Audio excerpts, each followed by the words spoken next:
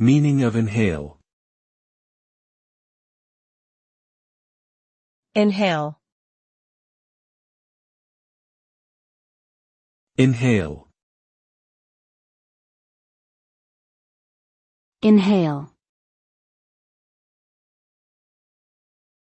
Inhale. The term inhale means to breathe in air or other substances through one's nose or mouth. This process involves the contraction of the diaphragm and expansion of the chest, which creates a vacuum that draws air into the lungs. Inhaling is a vital function required for the intake of essential oxygen by our body. However, inhaling hazardous substances like smoke, chemicals or allergens can cause respiratory problems and lead to serious health issues. It is important to be cautious while inhaling substances and to take necessary measures to prevent any negative consequences from occurring.